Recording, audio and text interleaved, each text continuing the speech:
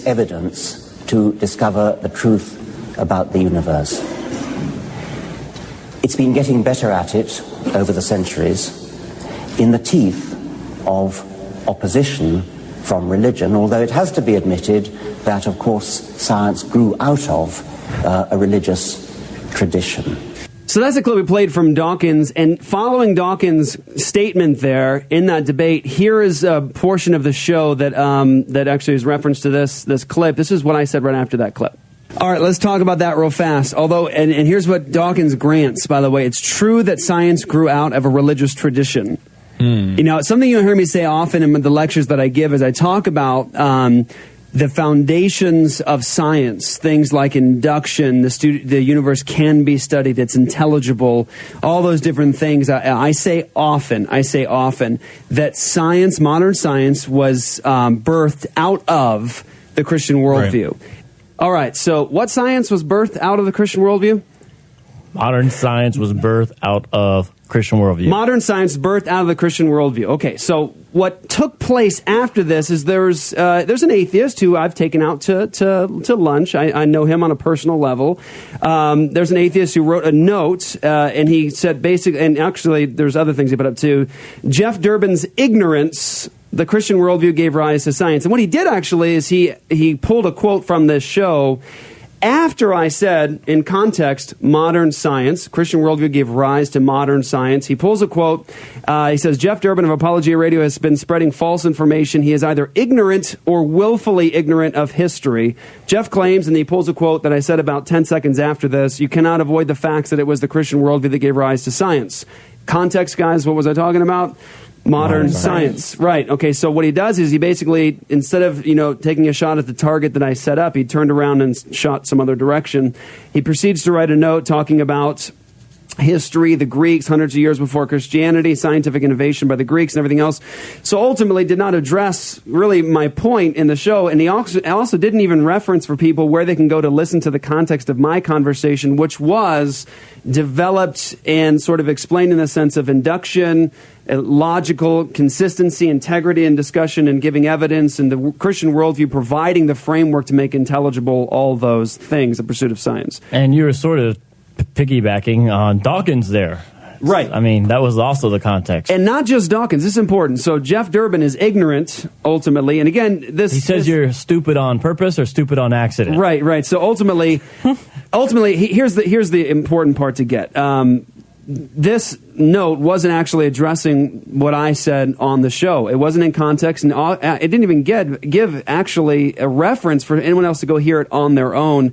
He took it out of context, completely shot in the wrong direction. And this is not something, and I mean this in as friendly a way as possible, that I don't expect from this particular atheist. There's a history here of name change. There's erasing old accounts with a persona that he had publicly, erasing that whole history. There's even comments he's made online, accusations against me in the past, that after making the accusation and me confronting him on it, he's actually apologized to me, removed it with no accountability. Not, just like it didn't happen.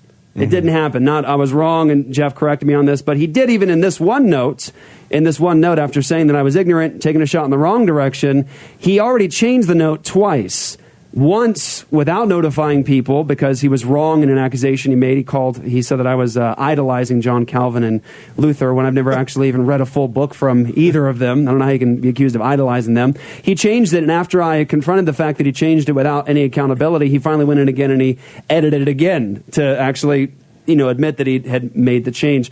At any rate, what's important here is that what we're discussing is framework, worldview, and what gave rise to science. Here's what's really important. Check this out. Jeff Durbin is ignorant about science. Again, context was the Christian worldview giving rise to modern science, but it's apparently not only Jeff Durbin that is so ignorant about the history of modern science. Here's John Lennox in the debate with Dawkins. Has science buried God? I think not. Science arose in the 16th and 17th centuries, a meteoric rise that historians of science have looked at and come to the conclusion that one of the main motors driving the rise of science was faith in God. So far from belief in God being a science stopper, it was the thing that caused science to rise in the first place. Understandably so, because people had a basis for believing that the universe was rationally accessible, and so they could do their science, which is apparently one of the reasons given by Needham, the famous sinologist in Oxford, when he looked at China and asked the question, why did science not develop in this way in China? And in the end, although he's a Marxist, he came to the conclusion that it was because of the Christian background. So I'm not ashamed of being both a scientist and a Christian. So John Lennox, scientist, Oxford scientist, mathematician, professor, also ignorant about the history of modern science. Yeah, Mr. White. Yes, science. I just couldn't wait to play that clip. All right, so talk amongst yourselves. We'll get Dr. Sarfati on the next segment. Well, guys, what do you think? Well, I mean, the real ignorance comes from a desire to sort of rewrite history, because this is really more of a historical question, like a history of science specifically type of question. Yes. And I don't think it should be like up for grabs, like some revisionist critique is kind of like fair game, meaning all we have to say is what really happened. Let's talk about it. Why did it happen that way? Yeah. And not deny it. It's not, some of these matters, it's sad that they become like so, I don't want to say politicized, but it's not that type of thing. I think an honest atheist could say, okay, so here's the context in which something that I revere came about in history. Here's the factors I think that led to it. Now let's move on about why Christianity is false, or something like that, instead of trying to rewrite things. Right. And here's the thing. If you're going to say this is like a totally false claim or something like that, you've got to postulate an alternate history about the rise of modern science. Okay, then tell us actually sort of how did it get here? Right. Why now? Why now specifically when it happened, the so-called scientific revolution? Tell us why it happened then. What were the conditions that were satisfied? What was what was going on culturally? All that stuff. Tell us that instead of nitpicking at claims. Right, and as an atheist supporting science, and you have to then show how the atheistic framework can actually give a coherent understanding of science and the application to science and everything else. You have to actually show that. As an atheist, I would think, if you want to show that it just sort of hangs there. Be right back, guys. Right back. All right, so we're back today talking about We are going to die. We are going to die. That makes us. modern science. Yeah, that is Richard Dawkins' dubstep. Yeah, admitted. Dogstep. Yeah, good job. Leave it to Luke to get creative like that. Yeah. Talk about the rise of modern science. The show that we sort of gave a little bit of a snippet of a discussion on this was the show, it's somewhere in our archives, maybe 3 or 4 shows back. It's a big picture of Dr. White there, and it's Epic Debate Moments Part 2, I think is what it is. And I think that discussion that I had there on the back of Dawkins' comment was about 45 minutes or so into the episode, but the start of the second hour of the show. So you guys can go check that out. There's the reference for it. All right, so we're back. ApologiaRadio.com. You guys can get us there, get the past episodes, and share them on your social media. In your studio today with the Bear, the Girl, and Ice Vocab. Is that what you're going for these days? That's Vocab Malone from Backpack Radio, guys. Okay, honestly, how many shows do you think this is together now? A dozen? You think about a dozen? I'll go with a dozen. I think a dozen's good. We've done actually some really good shows. If you guys haven't checked it out, go to redemptionradio.podbean.com, redemptionradio.podbean.com. You can check out a bunch of shows that Vocab and I did together. We even did some shows I thought very helpful on justification and stuff like that. Nuthetic counseling. Right. Yeah, that was fun. So, all right, guys, so we're back now. We're going to talk today with Dr. Jonathan Sarfati, which is not the first time we've had this brother on the show with us. He's one of my favorite scientists on the planet from Creation Ministries.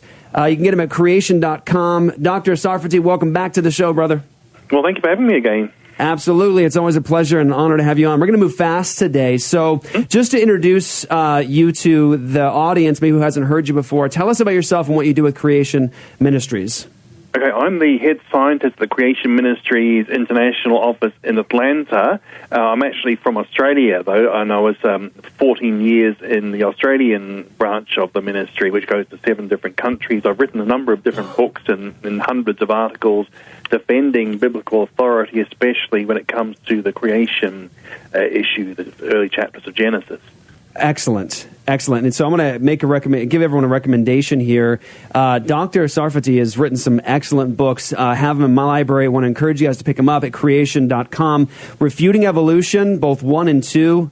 Excellent. Really easy to read and fun to read. And I love the way that Dr. Sarfati approaches the issue. And he's an excellent writer. And you just get a lot of really, really good information that'll be very helpful to you. Refuting Compromise.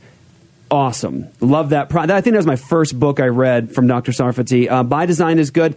Okay, this is one of my favorites. The Greatest Hoax on Earth, Refuting Dawkins on Evolution, is a response to Dawkins' book on evolution, which is the greatest show on Earth. And if you could describe that for our listeners, Dr. Sarfati, because I think that's a really important one in light of what we're talking about today. Right. Well, see, Dawkins is probably the world champion Darwinist today, and he's also a staunch atheist and uses Darwin to push atheism. Now, on the bicentennial of Darwin, which is 2009, he wrote The Greatest Show on Earth. Basically, here are the proofs of evolution, because he admitted his previous works didn't actually prove evolution, but assumed it to be true. So here he was going to give the knockdown arguments, and everyone thought it was a great book, and basically the end of the creation. And so I had to refute the arguments point by point. On all sorts of issues like design, supposed bad design, the fossil record, human origins, and in fact things like the Christian roots of science covered in my last chapter. Yes. So I want to make just a recommendation to all of our listeners. If you've ever thought through these issues and you understand the bankruptcy of the atheistic worldview and the borrowing capital from the Christian worldview that often happens, but you want to engage the issue for your own understanding of the fossil record and what are their greatest proofs and evidences, and that's sort of an area you want to get into, I want to highly recommend that work from Dr. Sarfati. All right, guys, so let's dig right in.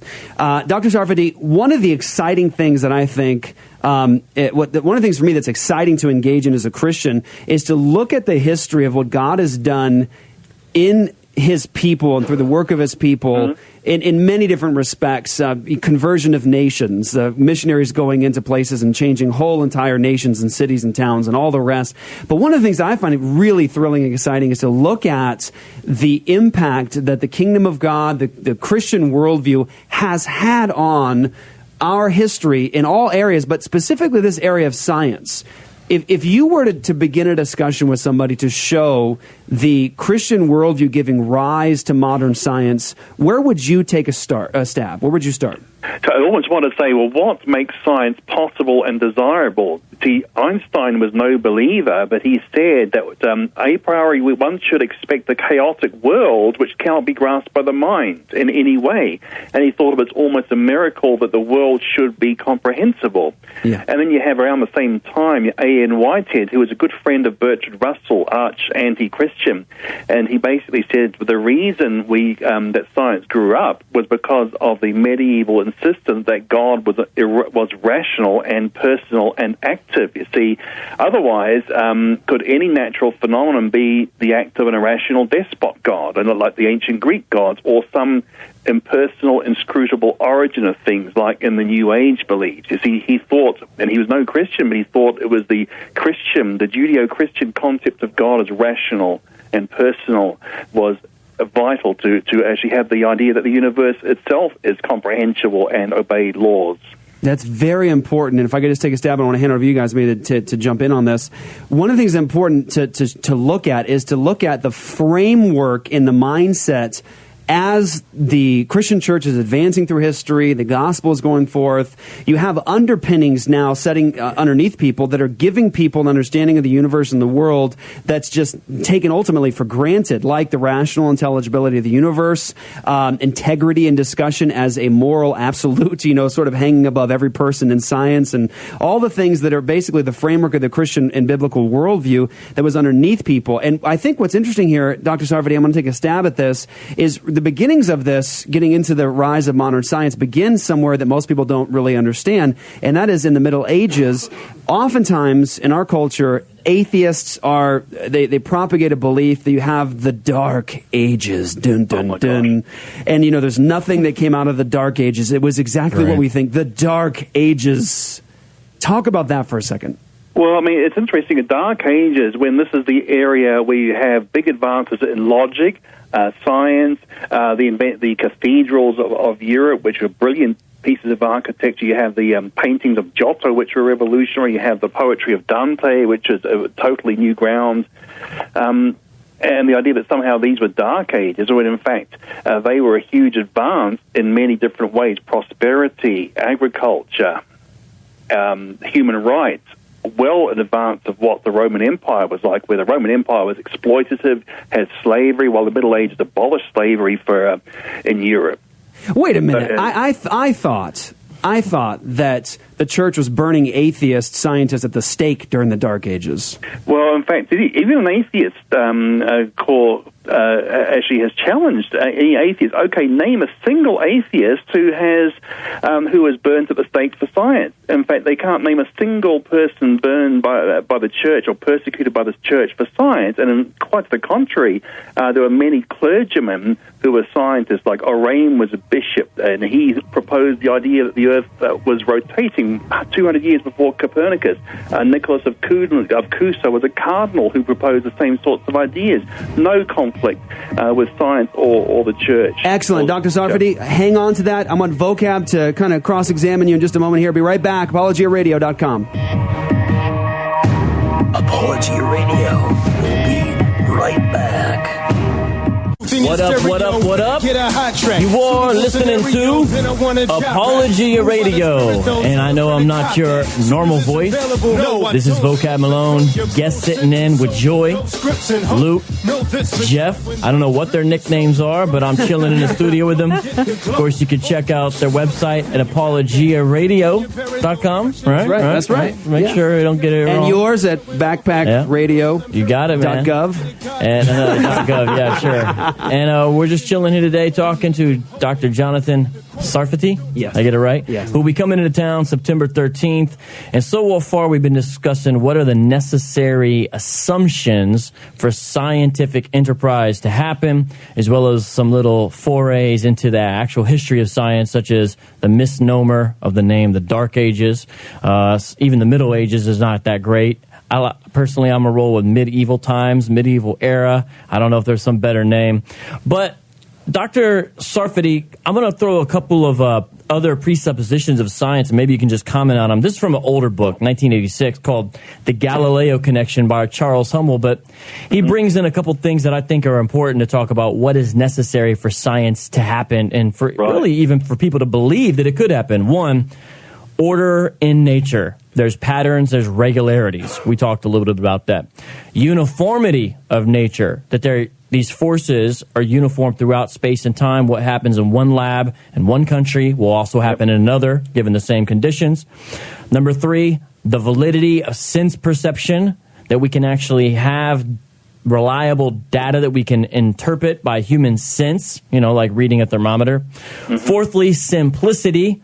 Usually, the simpler explanation is to be preferred, and that's a general principle. Some of these are methodologies, some are general principles. And fifthly, even moral responsibility, that the scientists themselves would accurately report their findings so it can be passed on to others as we do research. Comment on any of those presuppositions that are necessary. They're almost sort of articles of faith for scientific enterprise. Comments? Well, okay, for instance, Durbin in the 14th century, so this is late Middle Ages, he thought that God would arrange things in an elegant way, even though, of course, God could do what he wanted. He thought that God would do it elegantly and simply, and that's why he thought it's simpler if the tiny Earth rotated rather than the vast cosmos revolving around it. So here's a case where the Earth rotating view was motivated by belief in divine simplicity and elegance. Yes.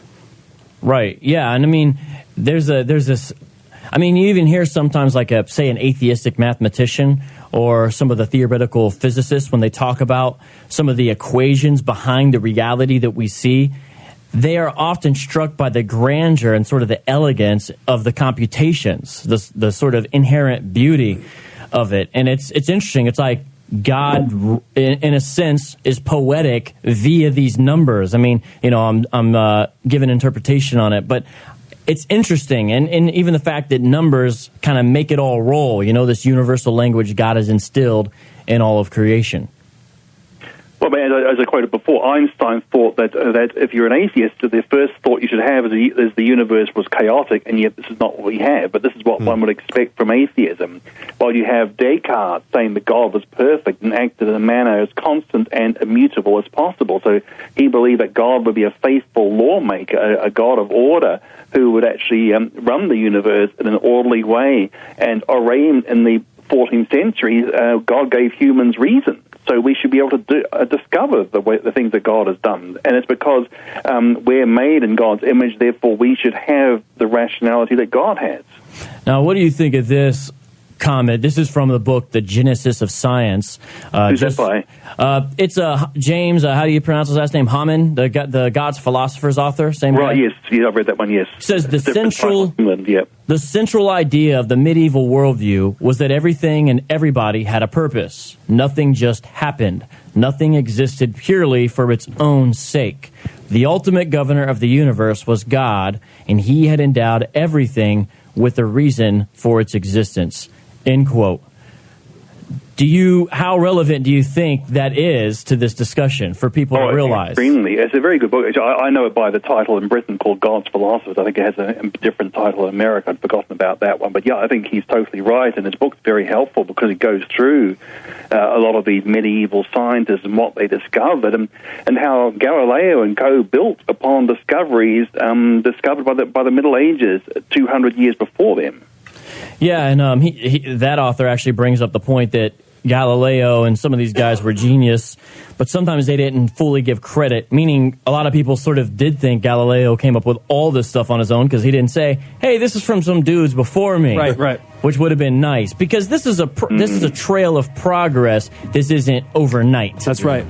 Can't look at history atomistically, just these particles floating around, but everything is there's a unity to it all and a background that we have to grasp. So we're right back, guys. ApologiaRadio.com. Apologia Radio. We'll be right back. In order for science to work, in order to be able to engage it in a coherent way that makes sense, there are certain things that need to be underneath you. Assumptions that we all just take for granted. But the question is, can you just have those? Or in your belief system, can you provide the preconditions necessary to make a pursuit of science intelligible? Get to ask that question. Not ask the question, this is important for atheists to hear. We're not asking the question, what are we doing? But can you account for what you're doing? So, for example, in science, you have to assume the rational intelligibility of the universe. You have to assume that the future will be like the past. Induction has to hold. Has to hold. Right. There must be integrity. There's an ought ultimately over the head of every scientist as they engage this. Is there not? Mm-hmm. Ought they not tell the truth? Or is that not above them? Or do you demand it of them? And if there's an ought above them about integrity in the sense of investigation and gathering evidence and actually telling somebody about the evidence that you found, is there an obligation for integrity and truthfulness in that pursuit or no? And does your worldview provide for you the preconditions necessary to make sense of that need for integrity? You can't just say, well, we just think it's a good idea. Well, so what? That's arbitrary. There's no ought above you there. Laws of logic. These are not made of matter. They're not material in nature. Do you have a worldview that can make sense of that?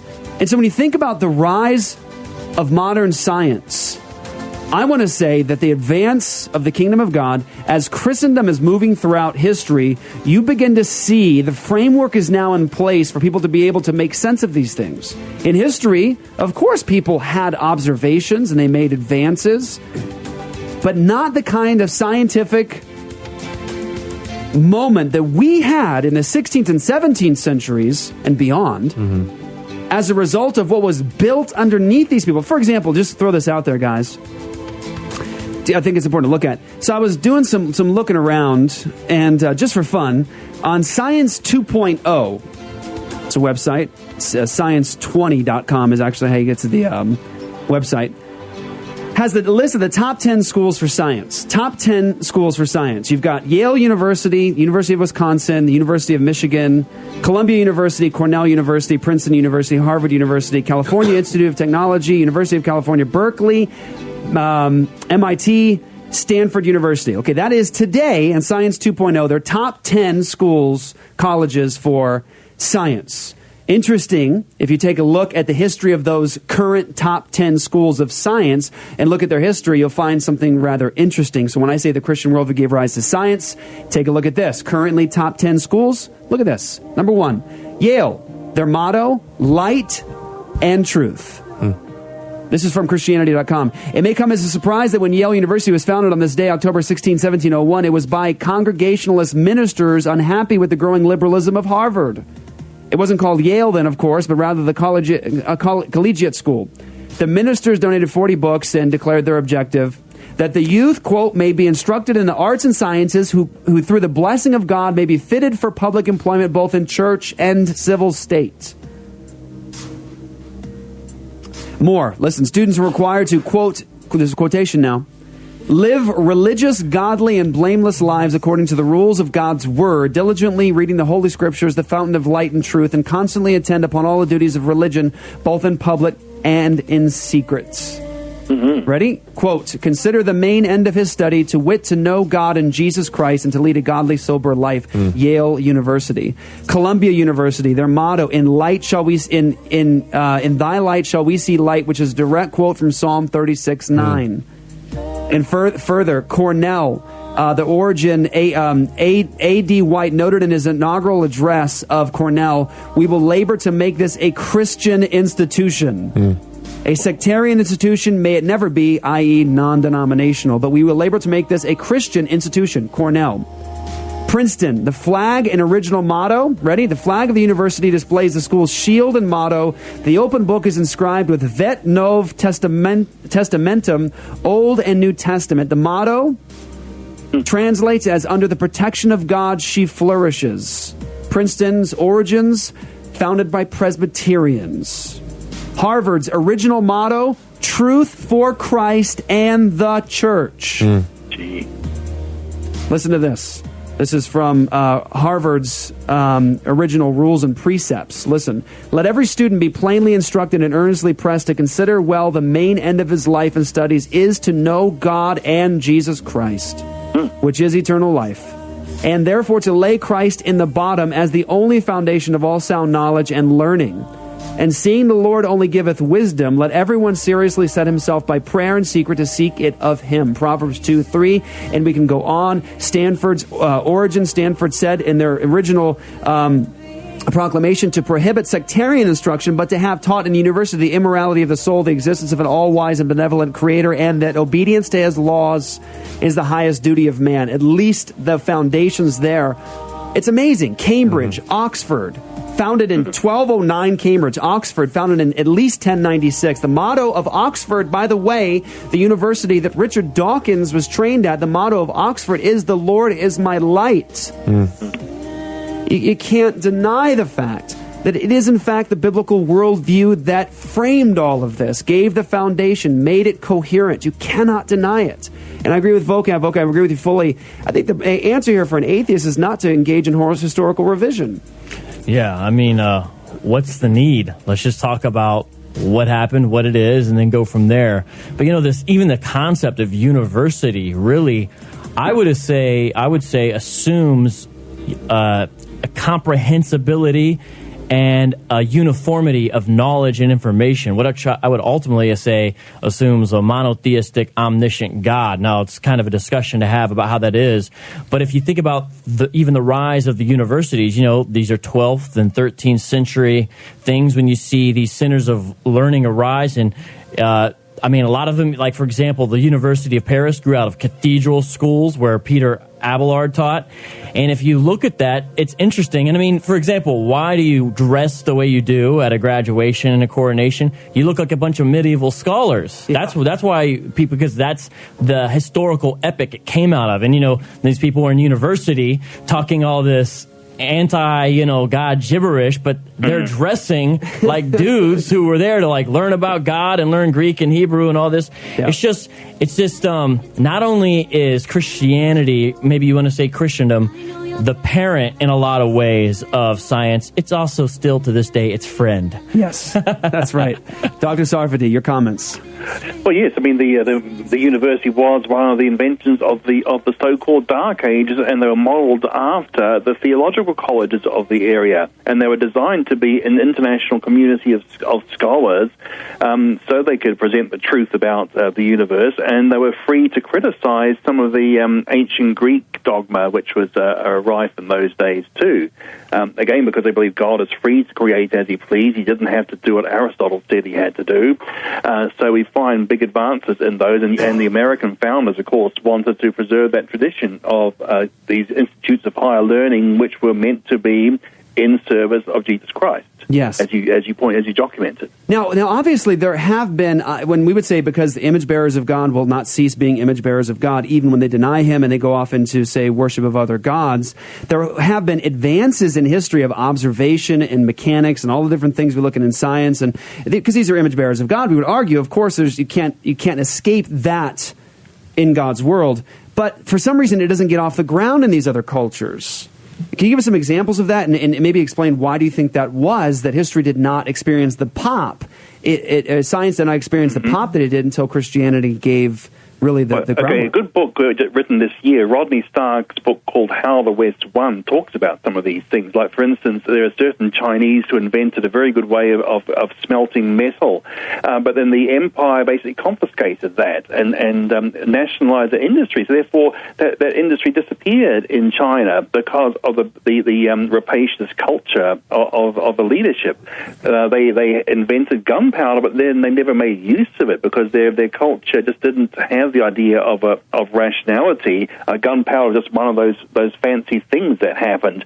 Only a few hundred years later, about the 1500s, the Europeans were already well ahead in the use of gunpowder for firearms. Yes. So again, you can have certain inventions. Paper is another one. It was only the Middle Ages that automated the production of paper. Paper was made in China, again, as a curiosity, but the Middle Ages took it seriously and mass-produced it with water power because they realized how important it was. Yes. Now, this is a little bit tangential, but Dr. Sarfati, have you considered or heard about the relationship between general capitalistic principles and scientific progress? For example, if you have slave labor, which is cheap, you don't necessarily need to find such a quick and efficient means of production because the cost is not such a factor. For example, if people don't get to keep what they earn, then they don't have such an interest in doing all this stuff, not just working harder, but all these inventions. And because, agriculture is also a big part of medieval progress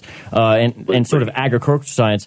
That if you don't get to keep as much, you're not as interested in saying, well, how do I mass produce this? And what's the quick? So, Rodney Stark points he does mention that whole thing. But the Romans certainly knew about wind power, but they didn't care because they had slaves. They could plunder other people, get slaves, and do it for them. Yeah. It was only the Middle Ages abolished slavery in Europe, and therefore they had to develop these labor-saving devices. And because they could keep the fruits of their labor, they had an incentive to develop more and better ways of doing things.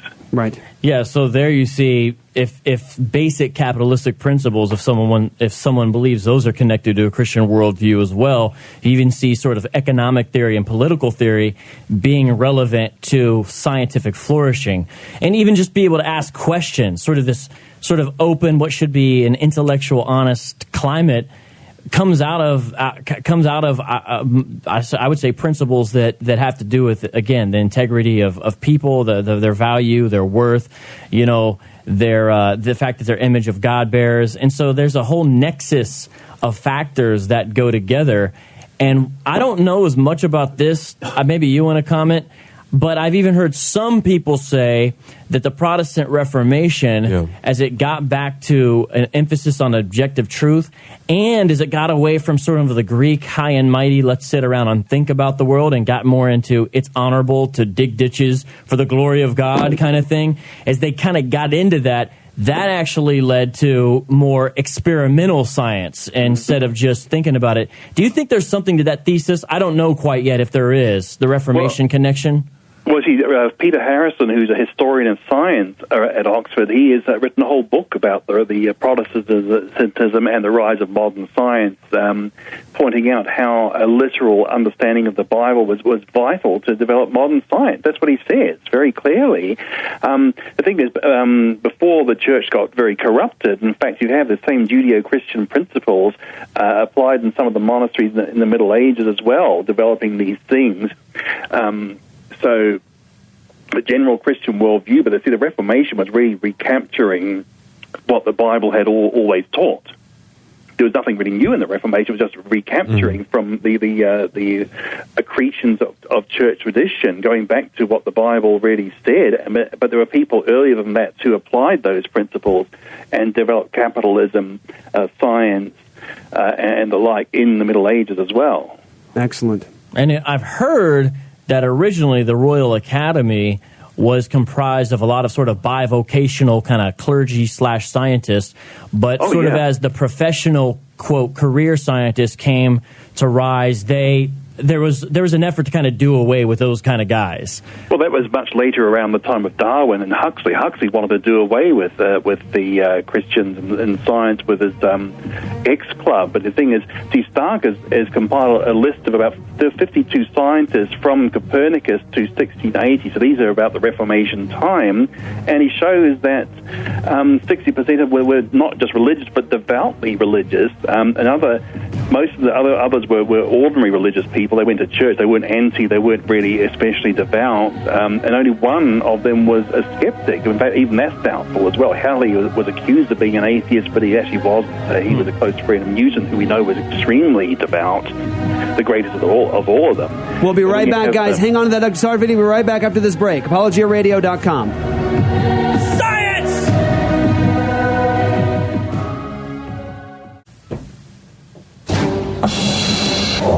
Luke, I am not your father. You are listening to Apologia Radio.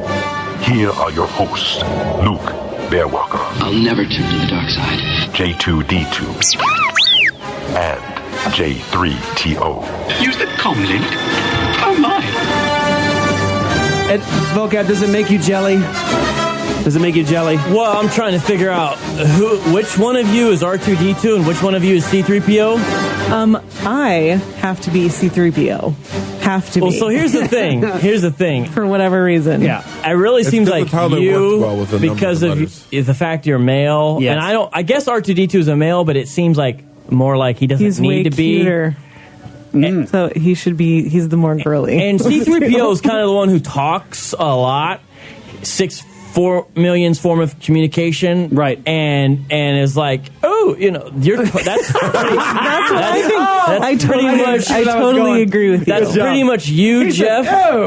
And she's like quiet but determined, and like I'm not gonna say like short and stocky, or anything that, like R2. Right. But I've seen her head spin around. Yeah. And I've seen it flash red, her eyes. And I make weird little noises. And you always get the job done, though. Like, you may not say as much, you'll cuss when you need to, but you tend to, because that's what R2D2 does. You watch your language, Yes. Yeah. But I definitely am to say you're more like R2D2, you're more like C3PO. And Luke, I don't know what you guys call him, but he's not Luke Skywalker, he's Chewbacca. He's a Chewbacca, I know.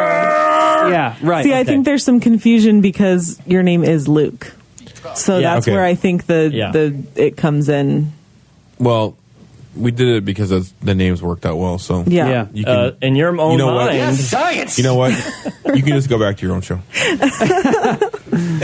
which I'll be happy to White.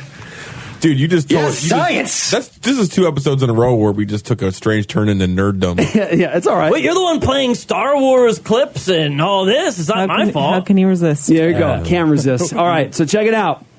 Additional historically Christian universities, Cambridge, Oxford, and you move forward and you look at University of Pennsylvania. The Charity School of Philadelphia owes its existence to the vision and efforts of Reverend George Whitfield. Brown University. Brown was the Baptist answer to the Congregationalist Yale and Harvard, Presbyterian Princeton, and Episcopalian Penn and Columbia. Rutgers University established to train young men for the ministry in the Dutch Reformed Church. Interesting. Dartmouth College, the Reverend Eleazar Wheelock, a Congregationalist minister from Connecticut, founded Dartmouth College in 1769. Eleazar Wheelock. He's like he made a cameo in Weird Al's Amish Paradise. Did he really? He totally did. Oh, that's awesome. Just because. All right, so here's the deal. Listen. We have to talk about, and this was the context of my comments in the past when I've done lectures and even on the radio program. Listen, the biblical worldview gives you the very preconditions necessary for all of life. Obviously, our argument is Romans chapter 1, everybody knows God, but they suppress the truth about him, and so they cannot help being God's image in God's world. So they suppress the truth about God, but ultimately they cannot cease being image of God, so they will appeal to logical consistency. They will appeal to integrity in discussion and in debate. They will appeal to a rationally intelligible universe, and that they can predict based upon past experience, future events.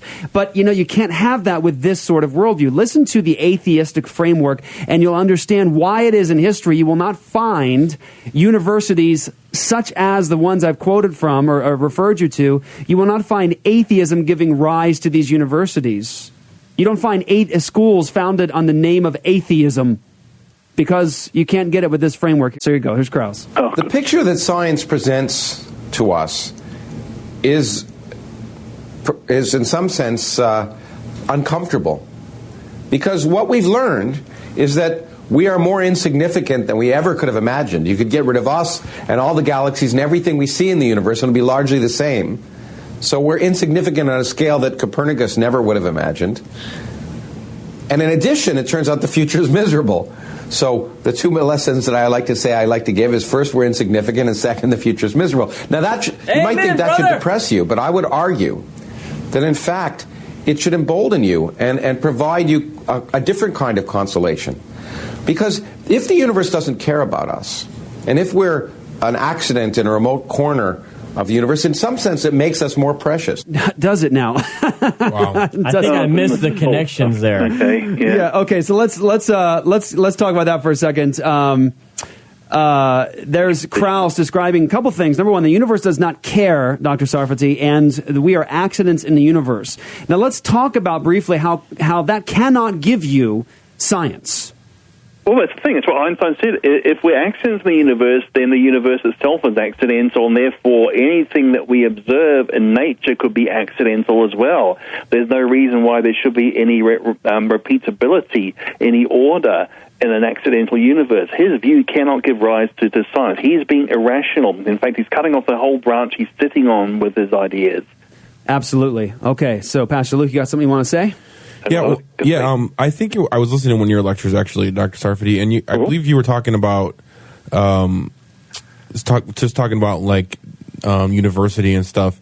I think you were saying that it was either when students would go for, I think it was a science degree, they had to take theology as well, or it was the other way around. Theology was a big part of the medieval university, but in fact, most of the leading scientists of the Middle Ages were actually clergymen. Oh yeah, I think I've heard someone talk about how when these guys would go to study theology, philosophy, science was required. Yeah, is that what you're talking about? Because I think I've heard that too. I think that was what a lot of the medieval universities, it was a requirement, right. And they were steeped in it. I mean, if you look at their logic, like Peter Abelard, or I always mess up his name too. That's my thing, messing up last names. It's okay. Eurod's an incredible logician as well. I mean, so. Stuff that are actually quite relevant today as well. Dr. Sarfati, Krauss is wrong on another area as well, because he said that somehow it's a modern discovery that the Earth is tiny compared to the universe, but that was very well known to the medievals as well, because you have Boethius wrote The Consolation of Philosophy in the 6th century, and that was one of the bestsellers of the Middle Ages. And here's a quote from Boethius. He said, "As you have heard from the demonstrations of the astronomers, in comparison to the vastness of the heavens, it is agreed the whole extent of the earth has the value of a mere point, that the earth will be judged to have no volume at all." And this is in the 6th century, so Krauss is saying nothing new. Right. Yeah, sounds like Pale Blue Dot, just right. Earlier version. Very much so. And yes, science! Sorry, go ahead. Well, I mean, therefore, why should we be concerned about silly earthly plans? Why should God? Because compared to God, I mean, our own godless little plans are totally insignificant because the whole planet is a tiny point compared to the vastness of the universe. And that was supposed to be one of the consolations of the philosopher in Boethius' book. Well, can we take a brief rabbit trail? Can you respond to this? Sometimes an atheist will say, well, we're not like you guys. When we see something, a mystery we can't figure out in nature, they would say, we roll up our sleeves and get to cracking. You guys just sit around and say, well, God sure is mysterious. Check it out. And just sit there and marvel at it with your small minds. We do the work. Is that really true? Oh, I mean, come on! This is what the medieval and the Reformation science were trying to do: is work out what laws were being done, not just God did it in some mysterious way. That's the Islamic view, which is why Islam never gave rise to science. But the medieval people were trying to find out what sort of laws was God using. And that's the key difference between real science and just phenomena. Right. So, I mean, these people don't even understand the Christian concept of God as a rational creator. Very much so, yeah. And just that the point of dominion over the earth, God giving us dominion over the earth, the understanding that there's such a thing as providence, that God is sovereign, and that he actually carries events along to their intended destination, that the universe cannot be just looked at in a sense of chaos or accident, that actually we can clock it, we can test it, we can trust it. Yeah. Yeah. I mean, Kepler, these guys would agree that Kepler was a great scientist, and this is what Kepler said. He said the chief aim of all investigations of the external world should be to discover the rational order and harmony which has been imposed upon it by God and which he revealed to us in the language of mathematics. Right. Yeah, I mean, a brief comment that in the book, The Genesis of Science, he makes about Kepler is this, quote, there was no imprecision about God, and he did not make 8-minute mistakes. Nor was he the capricious sort who would make the heavens into an unsolvable puzzle. If the paths of the planets were ordained by God, then they must be simple and elegant.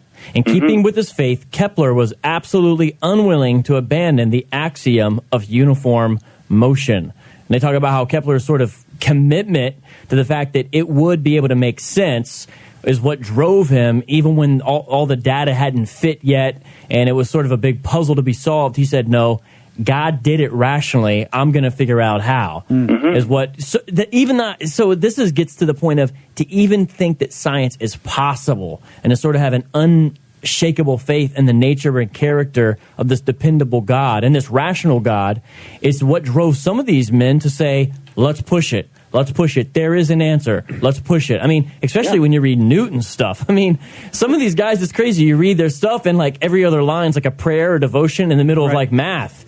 I mean, I did that too, but it was for a different reason. God, help me not get this wrong when I guess. But anyways. Yeah. And it was Newton that actually had some great commentaries on Daniel and Revelation. And people have often said, and I've heard this in numerous places, that Newton was the most religious man of his century amidst a lot of competition. There was some heavy competition for most religious guys, and he was intensely religious and devoted to Christ. Dr. Sarfati, and the thing is, over half the great scientists of that time were not just religious, but quite devoutly, in the sense that Newton wrote more about the Bible than he wrote about science. I mean, Kepler, I've quoted for you. You have Robert Boyle, who funded the translation of the Bible into other languages, with his own money. So it's not just going to church. It was a case of going above and beyond what was sort of generally required to be considered a Christian. That's over half the people who are the stars of science in those areas at that time. And I think it's really important to demonstrate that it's not just that they happen to be Christians. It's that the biblical worldview and framework gave them the tools necessary to do what they were doing. And I got to say this, if you believe what Dawkins says here... It's quite clear, I think, that the Cardinal didn't really understand, but that we are actually descended not just from apes, but we're descended from fish. We're descended from bacteria. If you believe that about human beings and the world we live in, you cannot have an ultimate, coherent justification for the pursuit of science. Atheists live on borrowed capital as image bearers of God. And we're going to hear more as we get back with Dr. Sarfati from Creation Ministries International at creation.com. Vocab Malone from Backpack Radio, The Girl and the Bear right here in the studio, apologiaradio.com.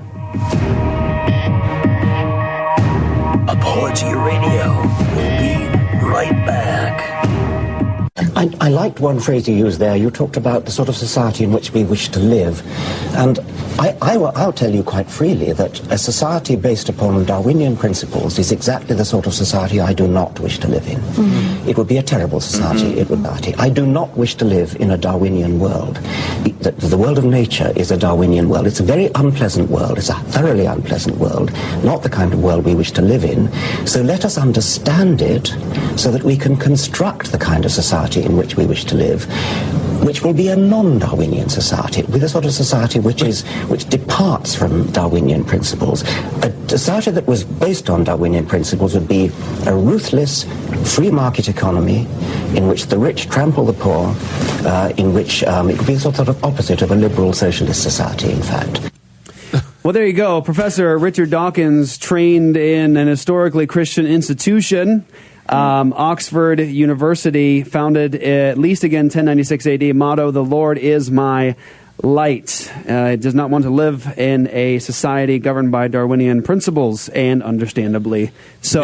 Wow. Here's an example of somebody not living consistently with, I think, their framework. And I think it just displays something, not in a sense of mockery to Dawkins necessarily here in this moment. But I want to say something. Atheists cannot live consistently with their presuppositions, with their professed beliefs about the world. You see, you can say that human beings are just apes that are descended from fish, that are descended from bacteria, but you cannot live that way. You can say the universe is an accident, but you cannot live that way, do science that way. Dr. Sarfati? Well, it's interesting that in an earlier talk he said something like that a Darwinian society would look like Nazi Germany. He said that. Of course, now that's not politically correct to say that, but that's what he said a number of years ago. And more recently, he's been calling himself a cultural Christian, would you believe? Huh. Well, I got something on that. Dr. Sarfati, listen to this. Yeah. I'm not one of those who wants to stop Christian traditions. This is historically a Christian country. I'm a cultural Christian, the same way as many of my friends call themselves cultural Jews or cultural Muslims. So yes, I love singing carols along with everybody else. I'm not one of those who wants to purge our society of our Christian history. Now, I don't believe that. Because I've listened to Dawkins for years. Yeah. I've listened to so many lectures, and I don't know what was going on in this interview. If he maybe had a couple drinks before he did the interview, he was just feeling really soft and loose or something. Because I've seen him say exactly the opposite in lectures. Yeah, he said teaching Christianity to children like his mental child abuse. Right. Yeah. He did. And Krauss did the same thing. Right. Yeah, and according to Hitchens, there's that story where I think Dawkins asks him if you had the ability to sort of eradicate from the planet everyone that had Christian ideas in their head, not kill them, but they would just no longer be around, or somehow we could wipe that out through reason. And there was one more there, and you were with them, hanging out, looking, and you could convert them right then to non-Christianity. Would you be able to do it? Would you want to do it? And Hitchens says, it's in the Collision DVD, he's talking to Doug Wilson, he says, no, I wouldn't want to do it. And he says that Dawkins looks at him incredulous, like, why the heck not? And Hitchens is all reflective. Maybe he had some drinks too there. And he's like, it's not just just because I wouldn't have anyone to argue with, although it would be partially that. There's something else, and I don't know quite what it is. I'm paraphrasing, but interesting comment there. Yeah. I don't think that... obviously, they can live consistently with what they say about the world, but there's something that they would feel as a loss. Like, can you imagine Dawkins singing like "Joy to the World"? That'd be awesome. It would be really cool. And I think the reason why it probably resonates with him is just because I think that he realizes if he lives consistently with what he believes, that there is no beauty, art, there's nothing there. That's why he wouldn't want to get rid of Christianity, and obviously acknowledges England as a Christian, has a Christian origin as a nation, and so did also his university, by the way. But I think the atheist realizes how much of a loss there would be to all of life if they actually live consistently with what they say. If our ancestors were bacteria, think about the implications. Dr. Sarfati, I think I'd love to hear you talk a little bit more about history, the things that didn't get off the ground. Talk to us about the Islamic Golden Age. Well, in fact, the Golden Age is a complete myth, because all the so-called Islamic advances were actually advances from the dhimmis, the conquered people. Like, for instance, you think of a lot of the great Arabic scholars, for instance, Omar Khayyam, you have Al-Khwarizmi, the founder of algebra. Now, they were Persians, not Arabs, okay? A lot of the other leaders in Islamic medicine were actually Nestorian Christians, not Muslims. You have, for instance, the Dome of the Rock. That was Byzantine architecture. A lot of the mosques, the most famous mosque, the Hagia Sophia, that was the leading Eastern Orthodox cathedral. So again, they were basically copying from their conquered people. Now, when they became less tolerant of the non-Muslims and expelled them or killed them, those dhimmis took the advances with them, and therefore you have what looks like a collapse of the Islamic Golden Age, but there never was any Islamic Golden Age to collapse. Okay. It was the dhimmi Golden Age, and they just took it with them and left Islam as backward as it ever was. Yes. Okay, so now let's move into further the rise of modern science. Let's talk about how as Christianity provides the framework and the groundwork necessary for science really to be given its real true birth and pop. What did it look like? What happened? Like, lead us into that discussion as Christianity sort of feeds in the biblical worldview. Christendom is spreading and everything else is going on. Christianity is a dominant worldview of the West, both England and America. What did it look like? What are the advances? Tell us about it.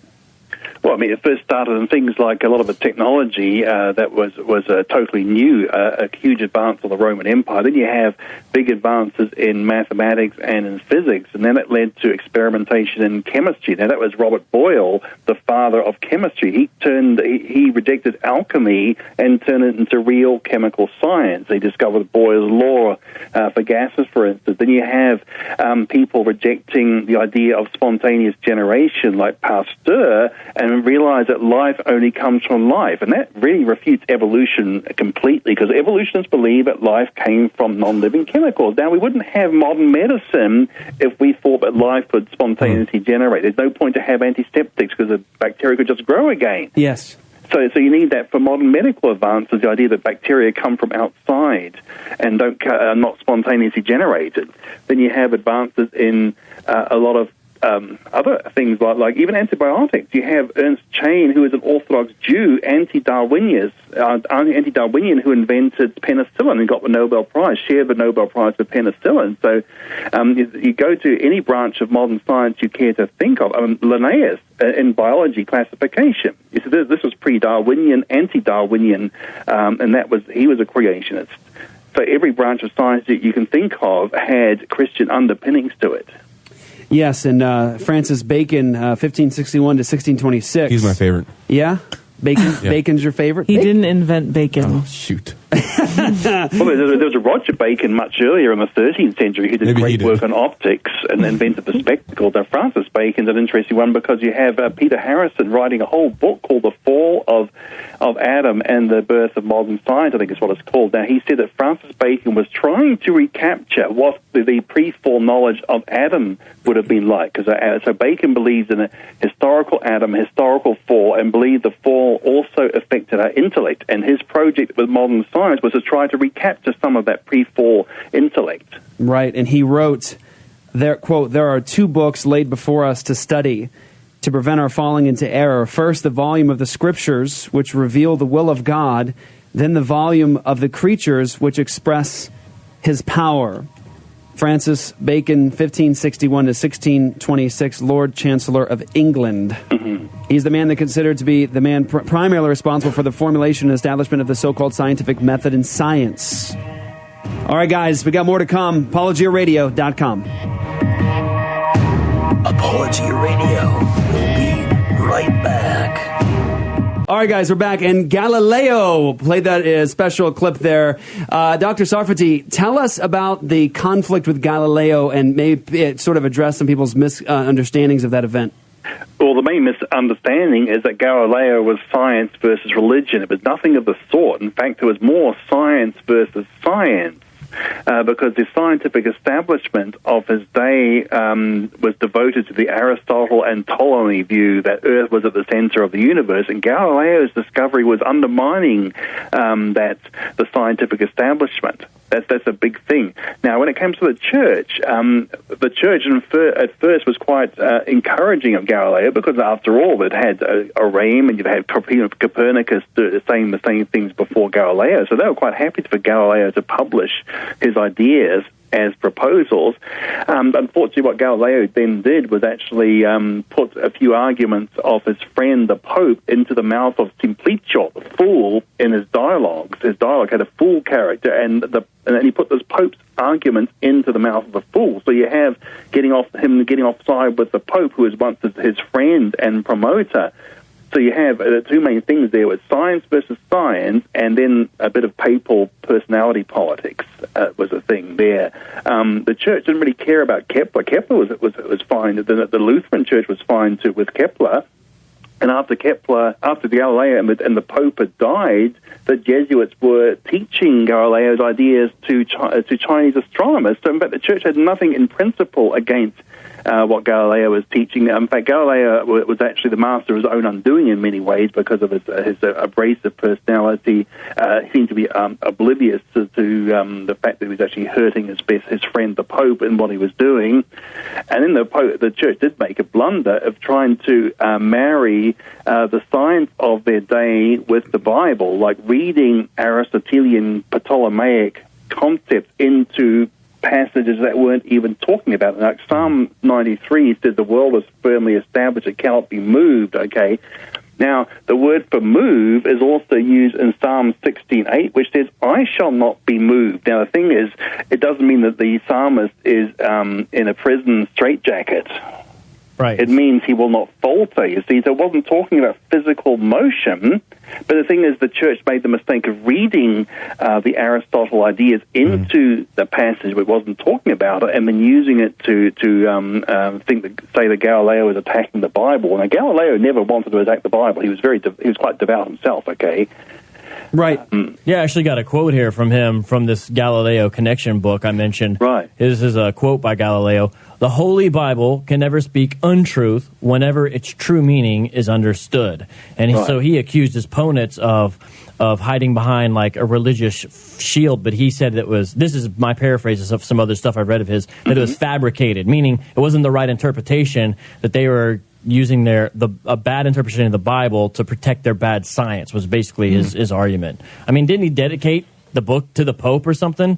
Well, yeah, the Pope encouraged him to publish it, and Cardinal Bellarmine was quite happy to entertain the idea too. Yeah, so it's sort of science versus science and ego versus ego. Oh, very much both of those things. And you can just show what happened. You see, Copernicus had no trouble. You see, Kepler had no trouble. Oraim and Nicholas of Cusa had no trouble hundreds of years before Galileo. Well, do you have anything else to say about some of those passages people have used to say, look, the Bible teaches geocentrism? Any other? Because I think that was a helpful way that you explained that one. What are some of the other ones? Well, the other one is, for instance, the Joshua's long day. Yeah. The sun stood still. Now, the thing is, Dr. Sarfati, I want to hear that. We're actually going into a commercial break right now, and that I don't want to miss this full explanation. Okay. So, hang on, guys. We're gonna get to that next passage in just a moment, guys. Join with us in this movement at apologiaradio.com by giving. Click on the donate tab. Join with the work of Apologia Church. We'll be right back. apologiaradio.com.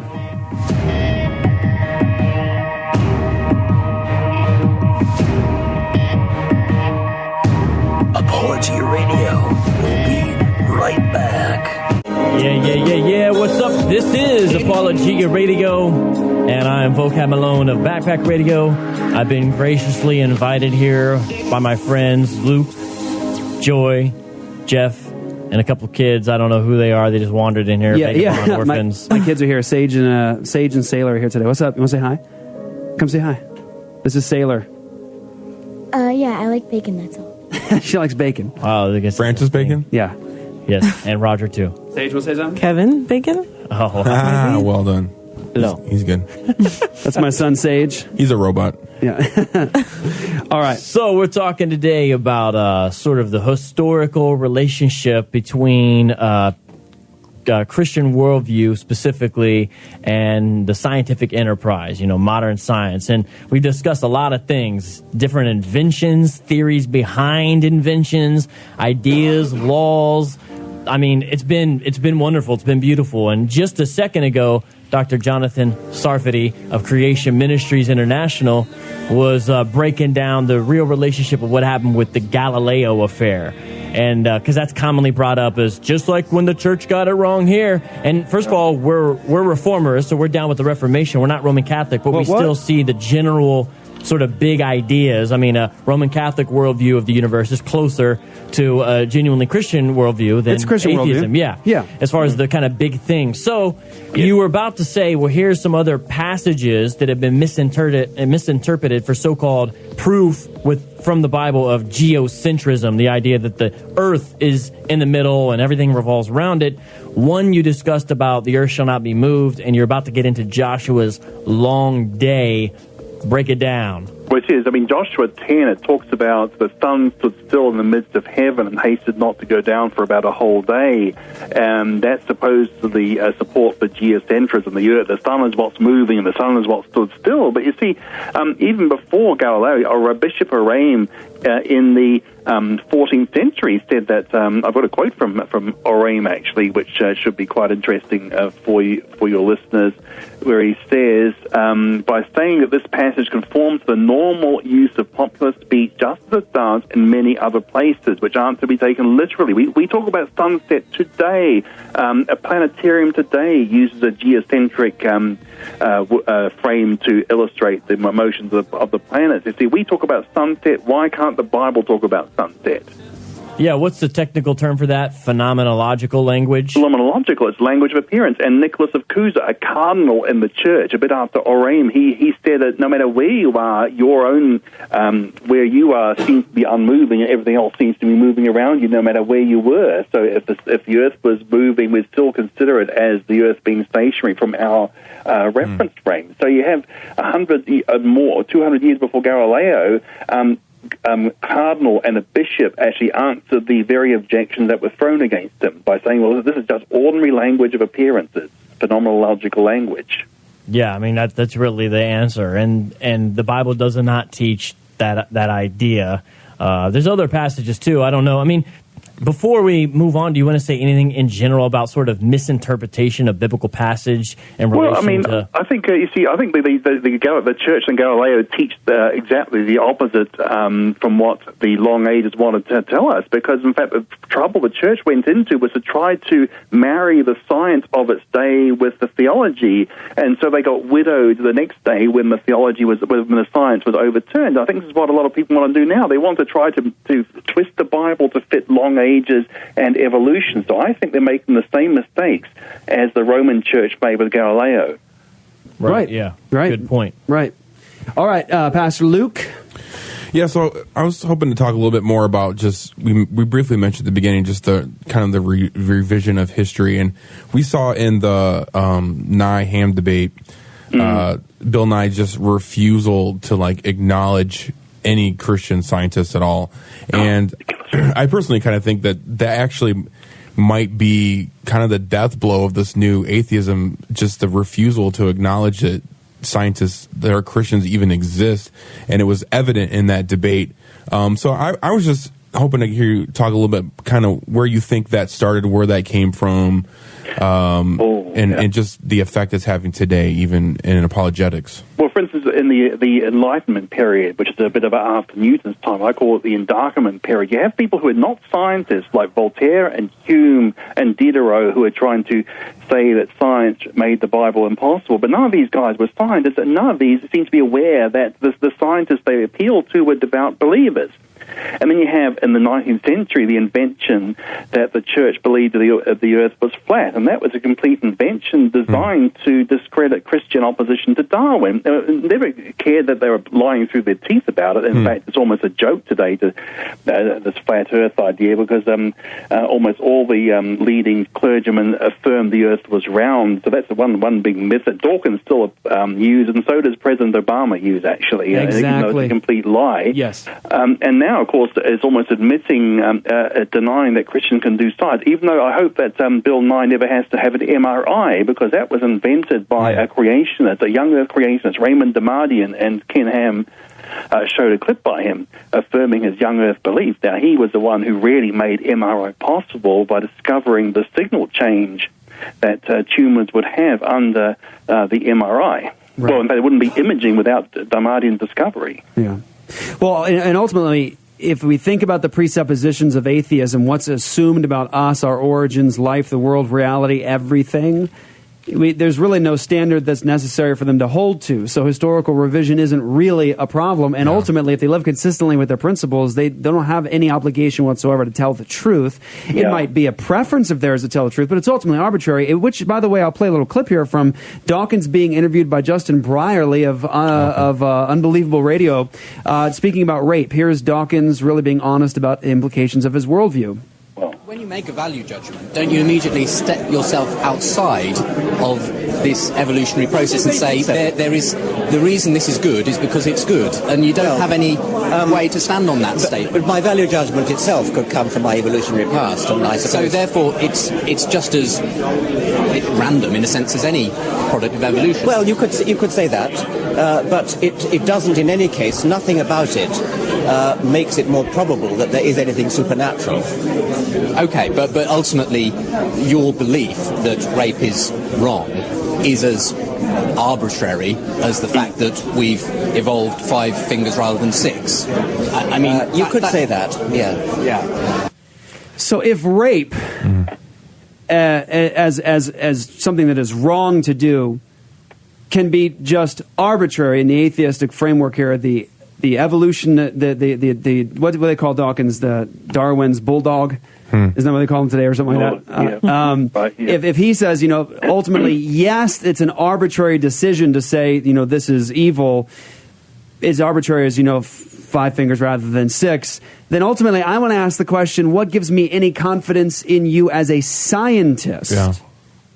If your moral framework, because of your pre-beliefs, is that rape as an evil thing is just ultimately arbitrary and not really evil, then what kind of confidence can I have in listening to what evidence you provide to me? Yeah, because telling the truth is arbitrary as well. It's arbitrary as telling a lie. So why, under his own belief system, he could be lying through his teeth and it would be perfectly consistent with his belief system. That's right. It's all about framework here. It's all about what are the preconditions necessary to actually make any of our experience intelligible. And the fact of the matter is all of us do know God. The fool says in his heart, there is no God. And what happens is when the fool says in his heart, there is no God, he goes off constructing very complex systems that ultimately are built on sand. And so Dawkins, clearly, I love to listen to Dawkins. I listened to Dawkins probably 3-4 hours in the last 2 weeks. I love his accent. There's times I really, really like the guy a whole lot. I actually love listening to him. I love how he can explain things. He has a real gift for explaining things. But his system is a house of cards at best. Easily blown over the very moment there is any questioning, deep questioning of his system. When you have a universe where we are just the result of a universe that doesn't care, blind and purposeless forces acting on matter, that we are just, and he said it, apes descended from fish, descended from bacteria, and you have morality ultimately based, and it just hung in midair, based on nothing, and it's just totally arbitrary. Again, you don't provide the framework necessary for science, and you just show the foolishness of your belief system. You're just borrowing from Christianity to make sense of your world. And I think it just, and I'll leave this here, I think that it needs to be pointed out that Dawkins lives and breathes and moves in a world ultimately gifted to him by Christianity. Yeah. A culture handed to him by Christendom, and trained in a university that was given rise by Christianity, the biblical worldview. And ultimately, he sounds like this. I don't know why you always have to be judging me, because I only believe in science. Dr. Sarfati, do you have anything else you want to say? Well, I mean, basically, Dawkins' worldview is parasitic on the Christian one. That's all I can say about that. It's parasitic. That's exactly right. Well, what about this? I don't know if we have time to go there, but sometimes in these discussions, you'll hear an atheist bring up maybe ignorant or out of context or naive or aggressive statements sort of against the scientific enterprise by early Christians or, say, one of the reformers. For example, a famous one is the supposed offhand comment by Martin Luther against Copernicus, recorded in Table Talk, but no one really knows if it's authentic. That's an example. I mean, what do you say about some of those comments? Because I don't think we would want to say that we're saying, so yeah, all Christians throughout the history of the church have had a proper, positive view of what science is and should be. I mean, how do we process those kind of comments that are brought out? Okay, I discussed Luther in my book, Refuting Compromise, that quote you're talking about. Now, the thing is, I mean, it's not as if Luther was a campaigner against Copernicus. If that's the only recorded statement was in his offhand comments recorded after his death, it's hardly a concerted campaign against Copernicus' sun-centered worldview. Otherwise, he would have been doing it all the time. All I could find is that one comment, and in fact, what Luther said is that he who wants to seem clever has to produce something new, and he was criticizing innovation as he saw it. He wasn't criticizing because it was necessarily against the Bible, but really because it was something different from what had been accepted previously. That was his real objection. Now, if you look at his book, The Bondage of the Will,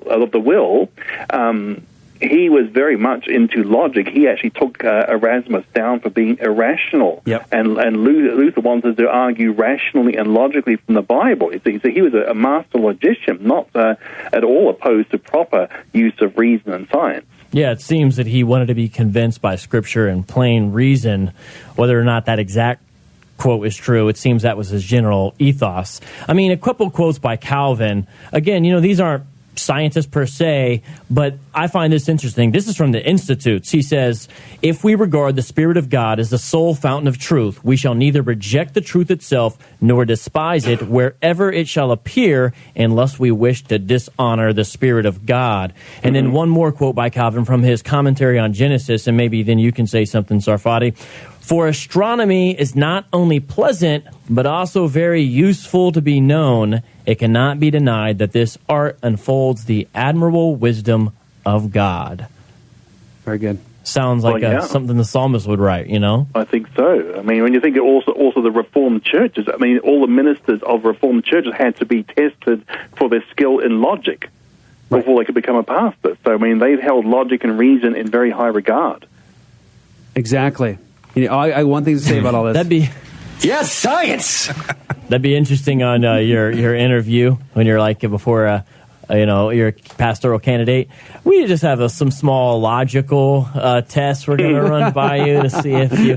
What are the 3 classical laws of logic? That'd be fun. All right. But today, in my opinion, actually, yeah. Yeah, instead it's, does your wife play the piano? Yeah, that's right. Yeah. Can you do a potluck, organize it? All right, guys, this has been Dr. Sarfati from Creation Ministries International with Vocab Malone, Joy the Girl, Luke the Bear, and me talking about the rise of modern science. Dr. Sarfati, you've been a gift and a blessing as always. Everyone, go over, check them out, creation.com. And Dr. Sarfati, real quick, what's the new book? The new book is called Evolution's Achilles Heel. I've just seen a copy of it, and it should be out very soon in the stores, in the creation.com store anyway. Excellent. Evolution's Achilles Heel. Excellent. We'll be right back, guys, next week. ApologiaRadio.com. On shot first. On shot first. It's true.